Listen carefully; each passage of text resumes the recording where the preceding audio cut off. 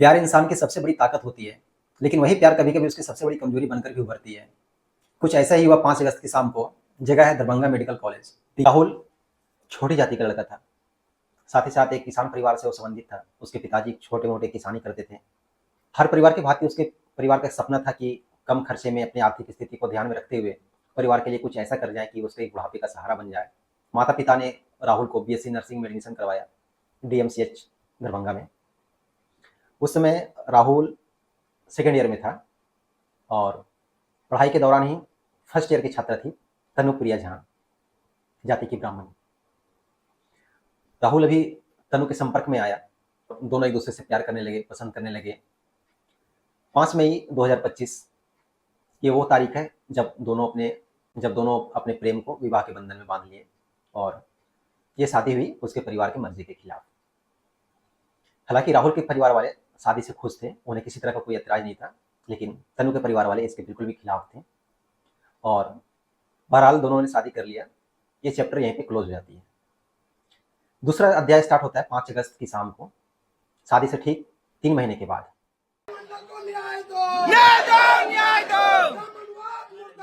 मुर्दाबाद मुर्दाबाद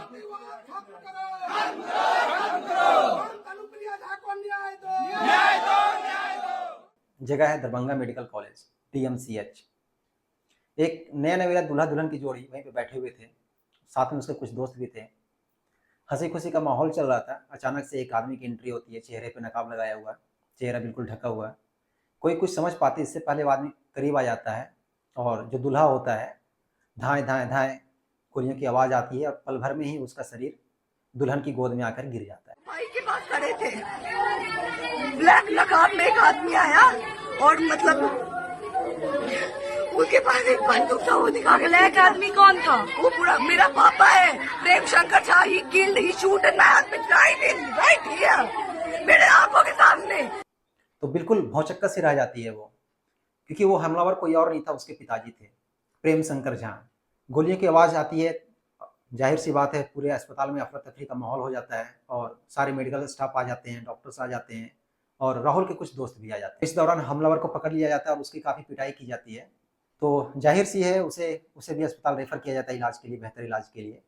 इसमें एक और बात निकल कर आती है कि जब प्रेम शंकर झा को मेडिकल ले जाया जा रहा था बेहतर इलाज के लिए, तो एम्बुलेंस में वो उसके स्टाफ से पूछते हैं कि जिस लड़के पे उसने फायरिंग की वो लड़का अभी तक जिंदा है या मर गया। पता चलता है वो लड़का मर गया और ये जानकर उसे काफ़ी खुशी होती है।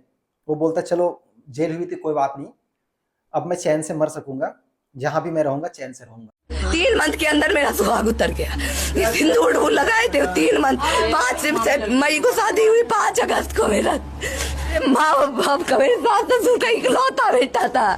3 मंथ पहले मेरी शादी हुई थी, उनको मार दिया। उससे ज्यादा स्वीट इंसान को मैंने आज तक अपनी लाइफ में नहीं देखा।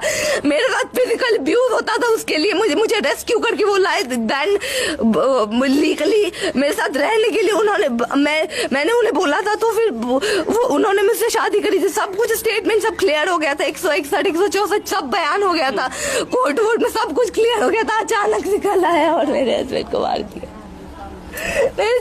ये जो शादी हुई थी, शादी 6 महीने पहले हुई थी।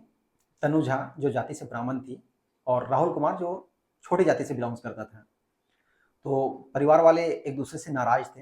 हालांकि ये स्टोरी में निकल कर आया कि राहुल के जो परिवार वाले थे वो लड़की के परिवार वालों को एक्सेप्ट कर लिए थे, लड़की को भी एक्सेप्ट कर लिए थे, लेकिन लड़की के परिवार वाले थे जो जाति के ब्राह्मण थे, उन्होंने राहुल को एक्सेप्ट नहीं किया था और बाकायदा अपनी बेटी को, जो तनु झा थी, उसको उन्होंने धमकी भी दिया था कि एक समय आएगा जब वो उसके बेटे को वो मार देगा, यानी कि अपने दामाद को वो मार देगा। वो लोग ब्राह्मण है, बहुत सारे स्कल्पचर पढ़ा होगा, बहुत सारा वेद पुराण सब कुछ पढ़ा होगा। ठीक, सीता माँ का जन्म कैसे हुआ था?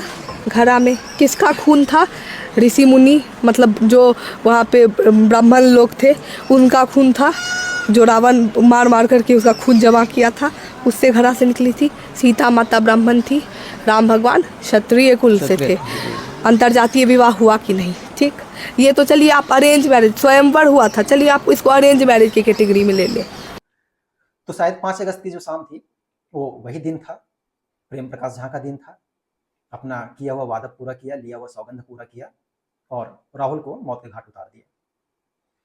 अफरा तफरी के माहौल में अस्पताल में तो किसी को इस घटना के बारे में जानकारी नहीं थी कि आपसी रंजिश का मामला है, पारिवारिक मामला है। प्रेम शंकर झा की खूब पिटाई हुई। इन सब के दरमियान तनु झा फिर एसपी दरभंगा से कांटेक्ट करती है। जब उनसे बयान लिया जाता है तो वो बतलाती है कि वो मेरे पिताजी थे, मैं उसका चेहरा बाकायदा अच्छी तरह से जानती हूँ और मेरे ही सामने उसने रिवॉल्वर ऐसे सटाकर धाए धाए धाए गोली मारी और उसका पति जो था उसके गोद में गिर जाता है और गिरकर दम तोड़ देता है। जिस तरीके से उसके पति को मारा गया है उसी तरीके से उसे भी इंसाफ चाहिए। साथ ही साथ वो हिंदू की जो जाति धर्म व्यवस्था है उस पर भी वो उंगली उठाती है और कई सारे उदाहरण देती है। रामायण महाभारत वगैरह, रामायण महाभारत को लेकर कई सारे उदाहरण देती है जाति व्यवस्था को लेकर कि किस तरह से इसका मिसयूज किया जा रहा है।